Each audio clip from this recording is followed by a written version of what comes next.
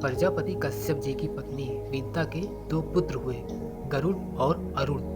अरुण जी सूर्य के सारथी हुए। संपाति और जटायु इन्हीं अरुण के पुत्र थे।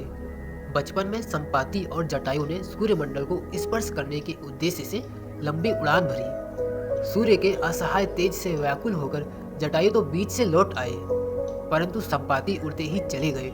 सूर्य के निकट पहुंचने पर सूर्य के प्रखर ताप से संपाति के पंख जल गए और वह समुद्र तट पर गिरकर चेतना शून्य हो गए।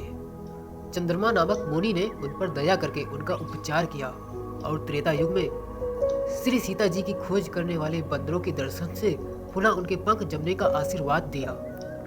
जटायु पंचवटी में आकर रहने लगे। एक दिन शिकार के समय महाराज दशरथ से इनका परिचय हुआ और यह महाराज दशरथ के अभिन्न मित्र बन गए।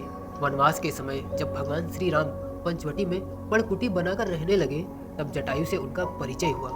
भगवान श्री राम अपने पिता के मित्र जटायु का सम्मान अपने पिता के समान ही करते थे। भगवान श्री राम अपनी पत्नी सीता जी के कहने पर कपटी मृग मारीच को मारने के लिए गए और लक्ष्मण भी सीता जी के कटु वाक्य से प्रभावित होकर श्री राम को खोजने के लिए निकल पड़े। आश्रम को सूना देखकर रावण ने सीता जी का हरण कर लिया और बलपूर्वक उन्हें रथ में बैठाकर आकाश मार्ग से लंका की ओर ले चला। सीता जी का करुण विलाप सुनकर जटायु ने रावण को ललकारा।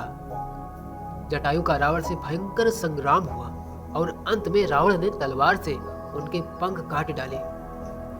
जटायु मरणासन होकर भूमि पर गिर पड़े और सीता जी को लेकर रावण लंका की ओर चला गया। सीता जी को खोजते हुए भगवान श्री राम की दृष्टि घायल जटायु पर पड़ी। जटायु मरणासन थे। वह श्री राम के चरणों का ध्यान करते हुए उन्हीं की प्रतीक्षा कर रहे थे। इन्होंने श्री राम से कहा, राक्षस राज रावण ने मेरी यह दशा की है। वह सीता जी को लेकर दक्षिण दिशा की ओर गया है। मैंने आपके दर्शनों के लिए ही अब तक अपने प्राणों को रोक रखा था। अब मुझे अंतिम विदा दें। भगवान श्री राम के नेत्र भर आए। उन्होंने जटायु से कहा, तात, मैं आपके शरीर को अजर अमर तथा स्वस्थ कर देता हूँ। आप अभी संसार में रहें। जटायु बोले, श्री राम, मृत्यु के समय आपका नाम मुख से उच्चारित हो जाने पर अधम प्राणी भी भवबंधन से मुक्त हो जाता है। आज तो साक्षात आप स्वयं मेरे पास हैं। अब मेरे जीवित रहने से कोई लाभ नहीं है।